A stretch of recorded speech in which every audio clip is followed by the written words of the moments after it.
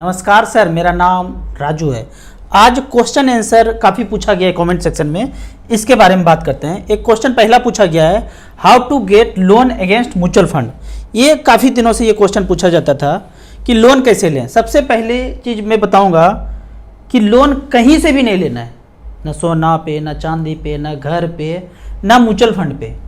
एक कंडीशन हो सकता है, एक्सट्रीम कंडीशन, वो कभी कभी 10-12 साल 15 साल में एक बार आता है कि पीक पे मार्केट था, वहाँ से 20% से ज़्यादा अगर मार्केट गिरा हुआ है और आपको निहायत ही पैसे का ज़रूरत है, 1 लाख 2 लाख 5 लाख ज़रूरत है, कहीं इधर उधर से आपका जुगाड़ नहीं हो पा रहा है, फिर म्यूचुअल फंड में घुसिए और 10-12% पे लोन मिलेगा, आप ले लीजिए। अगर 20% से ज़्यादा गिरावट आया है तो 5%, 10%, 6%, 7% गिरावट पे है, या नॉर्मली गिरावट पे नहीं है, ठीक ठाक चल रहा है और आपको ज़रूरत आ गया, आप सोचते हैं कि लोन लेते हैं, लोन लेने पे भी 10-12% ब्याज आ रहा है, उससे ज़्यादा ही आएगा। कहने का कहेंगे कि 9%, 8% पे हो जाएगा, जोड़ेंगे तो 12% से ऊपर ही आएगा। तो यहाँ पे इस तरह से लोन पे जाना ही नहीं है। दूसरा क्वेश्चन यहाँ पूछा गया है, एक किस्त अगर फेल होने पे क्या होगा। अगर म्यूचुअल फंड में आप SIP कर रहे हैं और एक किस्त फेल हो जाए, मान लीजिए 10 साल का SIP आपने बोला है, एक किस्त फेल होगा तो दूसरे महीने 2-2 हज़ार का SIP चल रहा है तो 4,000 रुपये नहीं कटेगा। म्यूचुअल फंड को कोई मतलब नहीं है आप पैसा कितना दे रहे हैं, नहीं दे रहे हैं, कोई मतलब नहीं है। आप पैसा देंगे तो आपका बढ़ेगा, आप पैसा नहीं देंगे तो आपका पैसा नहीं बढ़ेगा। एक व्यक्ति 10 साल तक लगातार पैसा जमा किया, एक बार भी मिस नहीं किया, उसका थोड़ा सा ज़्यादा पैसा होगा। एक व्यक्ति ने बीच बीच में मिस किया तो उसको थोड़ा सा कम पैसा मिलेगा। म्यूचुअल फंड को इससे कोई दरकार नहीं है कि आपने पैसा जमा किया, अगले बार आपको दोगुना देना पड़ेगा, इंश्योरेंस की तरह नहीं। अगले बार आपको 4,000 नहीं देना है, अगले बार फिर मिस हो गया तो 6,000 नहीं देना है, आपका 2-2 हज़ार जो SIP कट रहा है वही कटेगा। लेकिन बैंक आपका चार्ज काट लेगा, ECS बाउंस चार्ज। मान लेते हैं कि चेक आप किसी को देते हैं, चेक बाउंस करता है तो चार्ज करता है, उसी तरह आपने SIP बोला था, SIP नहीं कटा तो SIP बाउंस चार्ज काटा जाएगा। ये क्यों काटता है बैंक, मुझे समझ में नहीं आता है। नहीं कटना चाहिए, अरे नहीं कटा तो नहीं कटा, ऑटोमेटिक सब कुछ हो रहा है कंप्यूटराइज, नहीं कटा तो चार्ज किस बात का कटता है मुझे नहीं पता चलता है। तो म्यूचुअल फंड को कोई मतलब नहीं है, बैंक चार्ज काटेगा। 100 रुपया से 150 रुपया से लेके 1,000 रुपया तक चार्ज करता है।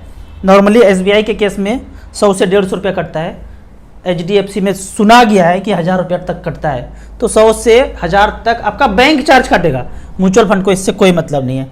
तीसरा क्वेश्चन पे जाते हैं, मंथली 2,000 रुपया SIP शुरू करना चाहता हूँ, कितने रुपया बनेगा और कौन से म्यूचुअल फंड में शुरू करूं।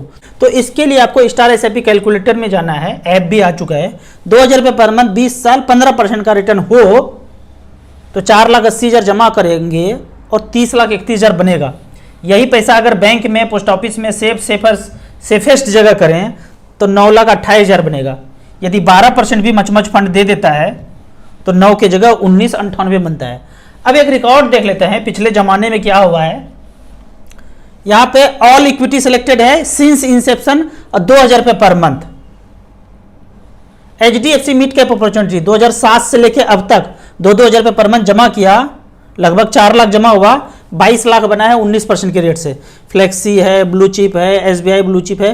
मैं पुराना फंड थोड़ा दिखाता हूँ, HDFC फ्लेक्सी कैप काफ़ी पुराना, 95 से किसी ने 2-2 हज़ार रुपये पर मंथ किया था, 7 लाख लगभग जमा हुआ, 2,83,00,000 बना है। आप साधारण आदमी हैं, गरीब हैं, 2-2 हज़ार रुपये जमा कर सकते हैं। हाँ राजू जी, 2-2 हज़ार तो जमा कर सकते हैं, वो तब से भी कर सकते थे 95 से, लेकिन आपकी ज़िंदगी में ये पैसा नहीं होगा। 2,83,00,000 तो छोड़िए, 83 लाख भी नहीं होगा। हाँ भैया ये तो सही बोल रहे हैं। तो ये फंड का नाम है much fund, HDFC flexi cap, 2,83 बना दिया। आगे बढ़ते हैं, पुराना फंड देखते हैं। निपॉन इंडिया स्मॉल कैप 3,12,000 जमा हुआ, 17,25,000, 24% का रिटर्न। और पुराना फंड देखते हैं 2004 से ICICI वैल्यू डिस्कवरी, 2004 से अब तक 4.5 लाख जमा हुआ है, 31,30,000 बनाया है। इसी तरह से पुराना फंड में अगर जाएंगे, HDFC top 100 front line equity mid cap, HDFC small cap, SBI small cap 3,36,000 का 18,84,000 बने। Nippon India multi cap, Nippon में हम देखते हैं ग्रोथ फंड, ये मेरा पहला फंड हुआ करता था, अभी भी है। 95 से लेकर अब तक 2-2 हज़ार रुपये पर मंथ, 6,66,000, 7 लाख मान लेते हैं। पैसा बनाए 3,17,00,000।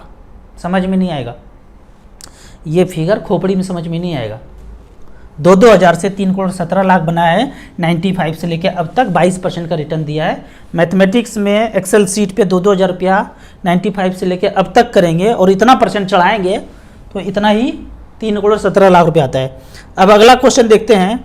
अगला क्वेश्चन पूछा गया है कि आईसीआईसी का बेस्ट फंड कौन सा है, मुझे स्विच करना है। ये क्वेश्चन है कि किसी म्यूचुअल फंड का बेस्ट फंड कौन सा है, तो काफ़ी आसान है। आसान क्या है, आपको स्टार एसआईपी को लॉगिन करना है डेस्कटॉप वर्जन में, और एसआईपी है, वन टाइम है। यहाँ पे हम गए वन टाइम में, वन टाइम है, एसआईपी है, एचडब्ल्यूपी है, म्यूचुअल फंड लाइव रिटर्न है। तो आईसीसी को सिलेक्ट कर लिया। यहाँ पे 44-45 कंपनी भारत देश में जो भी है सब है, तो हमने आईसीसी सिलेक्ट कर लिया। इसमें कर दिया ऑल इक्विटी, पिछले 10 साल में शो कर दिया सबमिट, तो आ गया फंड। फंड में हमने यहाँ कर दिया क्या, परसेंटेज वाइज। सबसे पहला फंड आता है आईसीसी पोटेंशियल मिड कैप, दूसरा है आईसीसी पोटेंशियल वैल्यू डिस्कवरी, तीसरा है आईसीसी पोटेंशियल टेक्नोलॉजी, और चौथा है ICC potential small cap. Technology sectoral fund है, इसको छोड़ के ये 3 में आप जा सकते हैं। कहीं भी पैसा तामझाम आईसीसी में कहीं भी है, इन तीनों में झोंकते जाइए। झोंकेंगे तो पिछले 10 साल का रिकॉर्ड ये बताता है कि 21%, 20%, 20%, 18% इस तरह से रिटर्न दिया। 10 लाख किसी ने जमा किया तो 68 लाख, 64 लाख, 63 लाख, 55 लाख बनाया है। वन टाइम का रिकॉर्ड है। अब अगला क्वेश्चन पे जाते हैं। राजू सर, ज्वाइंट में एसआईपी कर सकते हैं? नहीं करना है, सिंगल कीजिए, नॉमिनी वाइफ को बनाइए, या वाइफ कर रहे हैं आप ऑनर रहिए और अप्लीकेंट रहिए, और नॉमिनी हस्बैंड को बनाइए, बच्चे को बनाइए। सिंगल में कीजिए, ज्वाइंट में तामझाम करने से फायदा नहीं है। चाल चले सादा, निभे बाप दादा, नॉर्मल चाल चलिए, नैया पार हो जाएगा। अगला क्वेश्चन है, यूलिप प्लान बेटर है या एसआईपी? ऑलवेज एसआईपी बेटर है। यूलिप पुलिप देखिए, कोई भी बैंक ले लीजिए, एसबीआई, एचडीएफसी, आईसीसी, कोटक, जो भी जानते हैं आप, उसको अपना इंश्योरेंस कंपनी भी है, उसको अपना म्यूचुअल फंड भी है। हर कंपनी को इंश्योरेंस, हर कंपनी को म्यूचुअल फंड लगभग है। तो बेहतर है कि आपको म्यूचुअल फंड में जाना है, यूलिप में नहीं जाना है। अगला है, फौजी भाई के लिए पेंशन प्लान के बारे में वीडियो बताइए। पेंशन प्लान के बारे में वीडियो बताता हूँ। इसके पहले मैं एक चीज़ बताता हूँ। जब फौजी रिटायर करते हैं डिफेंस पर्सन से, तो उनके पास ऑप्शन होता है 20-25 लाख रुपया पैसा ले लूँ और पेंशन से थोड़ा थोड़ा कटा लूँ, और दूसरा ऑप्शन है कि सारा कि कुछ भी ना लो, फुल पेंशन ले लूँ। तो फुल पेंशन लूँ या कम्यूटेशन लूँ? पहले कभी दौर में बात अलग था, अभी फैक्टर कुछ चेंज हुआ है। तो आपको सारा का सारा पैसा ले लेना है वन टाइम, मतलब कम्यूटेशन ले लेना है और पेंशन से कटाते रहना है। एग्जैक्ट रीजन क्या है नहीं है वो व्हाट्सएप कभी करेंगे तो बताऊंगा। आपको कम्यूटेशन लेना है या फुल पेंशन लेना है, तो सीधा सीधा बात जानिए, कम्यूटेशन में आपको जितना पैसा मिलता है उतना ले लीजिए, मच फंड में डाल दीजिए और वहाँ से पेंशन लेना शुरू कीजिए। फौज से जो पेंशन फुल पेंशन मिलता था उसको ऑप्ट करना बंद कर दीजिए, कम्यूटेशन जितना मिले उतना ले लिए। अब आपका करना है कि कौन समय पेंशन में जाएं। तो पेंशन के लिए आपको स्टार एसआईपी में गए और यहाँ पे एचडब्ल्यूपी छठे ऑप्शन में गए और यहाँ पे एएम वाइज सेलेक्ट कर लीजिए। लास्ट 10 ईयर्स सिलेक्टेड है। यहाँ पे पहले हम 10 लाख रुपये सेलेक्ट कर दिए और 6,000 रुपये पर मंथ सेलेक्ट कर दिए, फिर सबमिट कर दिए। सबमिट करने के बाद एएम वाइज पहला फंड जो अगर 10 लाख रुपये आपके पास है उस पैसे को झोंक दीजिए एसबीआई इक्विटी हाइब्रिड। हम एएम वाइज सेलेक्ट किए हैं, पैसा है 58,000 करोड़। पिछले 10 साल में 2013 से लेकर अब तक 6,000 रुपये पर मंथ लिया तो पैसा लिया 7,68,000 और बैलेंस बचा हुआ है 37,41,000। उसी तरह आईसीसी इक्विटी एंड डेट में बैलेंस कैटेगरी में 7,68,000 यहाँ भी लिया, 44,58,000। एचडीएफसी में बचा है 37,07,000, 6,000 रुपया तो ले ही रहे हैं। कैनरा रेवेको इक्विटी हाइब्रिड यहाँ 32,58,000 बचा है।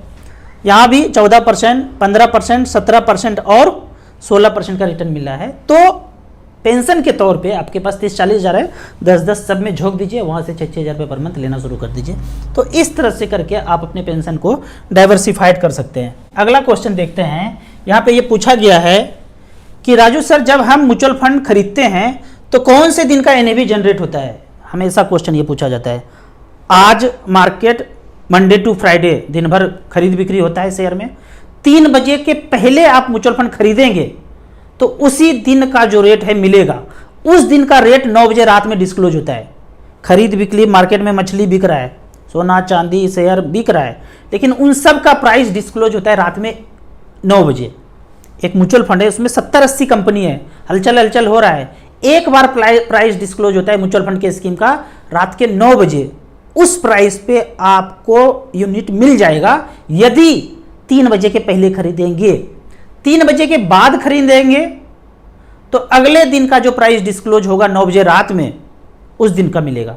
फ्राइडे को 3 बजे के पहले खरीदे तो फ्राइडे को ही 9 बजे रात में जो डिस्क्लोज होगा उस दिन आपको प्राइस मिल जाएगा। लेकिन फ्राइडे को 3 बजे के बाद खरीदेंगे तो अब सैटरडे संडे बंद है मार्केट, मंडे को जो मार्केट खुलेगा और रात में जो 9 बजे प्राइस डिस्क्लोज होगा उस दिन का आपको यूनिट मिलेगा। आपको समझ में आ गया? नहीं समझ में आया है, वीडियो को घुमा घुमा के 5 से 10 बार देखिए, समझ में आ जाएगा। आपको इसी तरह मच फंड के बारे में और कुछ जानना है, इन्वेस्टमेंट के बारे में जानना है, तो इस नंबर पर मुझे व्हाट्सअप कर सकते हैं। आपको म्यूचुअल फंड में पहली बार इन्वेस्ट करना है तो दिए हुए ऐप में रजिस्ट्रेशन करने के बाद हमसे जुड़ सकते हैं। ऐप का और मेरे सर्विस का लाइफ टाइम कोई चार्ज नहीं है। कल संडे को लाइव टॉक करेंगे, इसी मोबाइल नंबर पर आप कॉल करेंगे, हम बात करेंगे आपस में। जो भी आपका फाइनेंशियल क्वेश्चन है कल लाइव यूट्यूब पे हम आ रहे हैं, 11 बजे हम आपका इंतजार करेंगे। वीडियो अच्छा लगे तो व्हाट्सअप यूनिवर्सिटी में दोस्तों के बीच इसे ज़रूर शेयर करें। यूट्यूब पे देख रहे हैं तो लाइक एंड शेयर जरूर करें। Thank you so much.